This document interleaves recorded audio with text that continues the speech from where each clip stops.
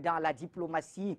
Et bien sûr, le Maroc qui a introduit une demande à adhérer à la CEDEAO, la communauté économique des États de l'Afrique de l'Ouest. Qu'est-ce que cela vous inspire? Je vous propose très rapidement d'écouter la chronique, encore une fois, de Magloire Yando. Et on revient, je prends l'avis de chacun en quelques minutes. Le Maroc peut-il être membre de la CEDEAO? Depuis la nuit des temps, toutes les tribus de la terre ont, à leur façon, mené une offensive pour étendre leur domaine, leur village, leur région ou nation. Avec un recul sur la barbarie et la localisation officielle des pays, des sous-régions, continents, la conquête se fait autrement dans le monde. Ainsi dit, les offensives du royaume chérifien à intégrer la CEDEAO étonnent peut-être les étrangers au jeu diplomatique. Le retour du Maroc au sein de l'Union africaine n'est ni un plaisir ou complaisance, mais un objectif. L'objectif d'asseoir sa suprématie historique et conquérir économiquement l'Afrique. Prendre une revanche sur sa diplomatie est capital en Afrique.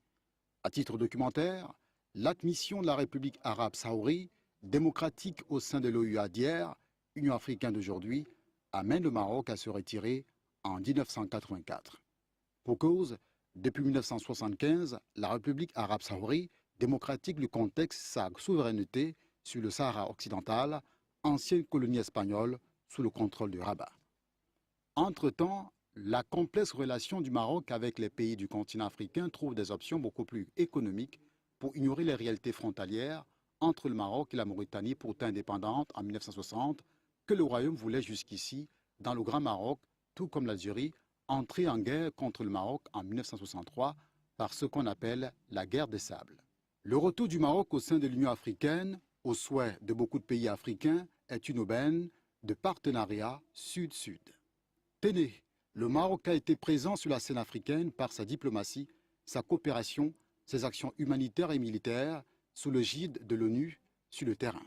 Si le deuxième pays investisseur en Afrique après l'Afrique du Sud multiplie des initiatives publiques et privées dans plusieurs secteurs comme les banques, télécommunications, transports, mines, construction, habitat et autres, son appartenance à la CEDEAO ne devrait ni poser un problème dans la sous-région, mais d'atout de développement durable en Afrique.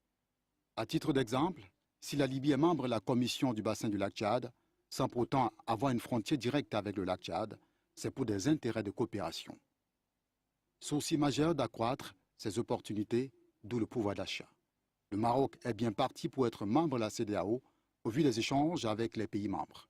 Les bases de cette appartenance demandent à cerner, que dire, s'y construire les usages diplomatiques au sein du continent africain.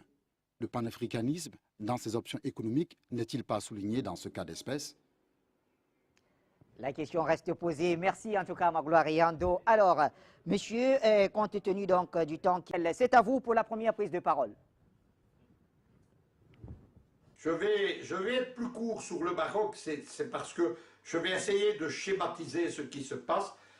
Le Maroc, géopolitiquement, a quitté l'ancienne OUA sur la question du Sahara espagnol, mais aussi parce qu'elle avait choisi géopolitiquement de se satelliser à ce qui était l'unification de l'Europe, à ce qui était la communauté économique européenne. Au début des années 80, le Maroc, comme la Turquie et comme la Tunisie, a rentré un dossier d'adhésion à la communauté économique européenne. C'est pas connu en Afrique, mais c'est comme ça. Le Maroc a tissé de très grandes relations économiques avec les pays de ce qui est devenu l'Union européenne, et elle a cru qu'elle finirait par y accéder. Elle a cru aussi que les grandes communautés marocaines de Belgique et des Pays-Bas allaient servir de trait d'union ou de pont vers l'Union européenne. Elle est aujourd'hui, suite aux crises libyennes, aux crises syriennes et aux crises des réfugiés qui ont été provoquées par les USA et l'OTAN précisément pour pourrir la géopolitique extérieure de l'Union européenne et sa politique intérieure, le Maroc, les Maghrébins, l'Afrique du Nord, elle est rejetée par le système de l'Union européenne. Il y a de grands partis xénophobes. Au Maroc, il y a un parti d'extrême droite xénophobe qui fait campagne en ce moment. C'est l'équivalent des Le Pen et dont la campagne est ouvertement anti-marocaine, en des termes extrêmement injurieux. Le Maroc a compris qu'il ne fallait plus rien attendre de ce côté-là. Économiquement, c'est la même chose. La banque Wafa, à Tijari Wafa, qui est la principale banque marocaine, qui est une très grande puissance économique, a eu des rêves d'expansion en Europe. Elle est établie notamment en Belgique et aux Pays-Bas, et ça ne marche pas parce qu'un citoyen lambda d'origine européen, belge ou néerlandais ne va pas évidemment aller prendre un compte dans une banque marocaine. Il faut donc, on a à Rabat tiré les conséquences de tout ça. Ajoutons que le Maroc, contrairement à beaucoup de pays africains, il a une vue stratégique. C'est un système politique intégré autour de la monarchie, d'un système de pouvoir qu'on appelle le Mazen, c'est-à-dire un parlement, la monarchie. Rappelons quand même que le roi est officiellement le descendant, le commandeur des croyants, le descendant du prophète Mahomet. Et donc, il y a une vision prospective, stratégique et économique. Cette vision, le Maroc l'a tournée depuis 4-5 ans de nouveau vers l'Afrique. Ça vous explique les deux grands dossiers actuels, la rentrée dans l'Union africaine et la demande d'entrée dans la CEDEAO, qui est la zone d'expansion naturelle. Allez voir du Maroc actuellement au niveau économique, allez voir simplement, allez voir la place de la banque Wafa dans les pays de l'ex-précaré français, et vous verrez une position qui commence à être hégémonique, qui est en train de remplacer l'ancienne Société Générale française.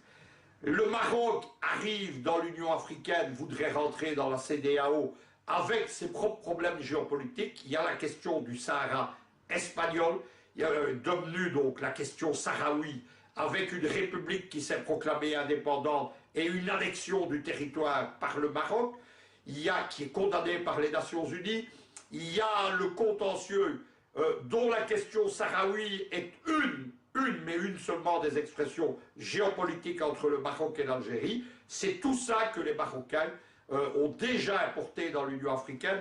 Rappelez-vous les incidents au sommet Afrique-Pays arabes, où le Maroc a organisé le départ de nombreuses délégations arabes. Rappelez-vous les incidents au sommet de Kigali. Ça va continuer, ne nous faisons pas d'illusions. Il y a enfin, parce que c'est la grande ombre qui est derrière le Maroc, c'est que le Maroc, c'est totalement, avant d'avoir fait un choix de l'Afrique, c'est un État qui a fait un choix géopolitique, c'est l'alliance, la vassalisation aux États-Unis.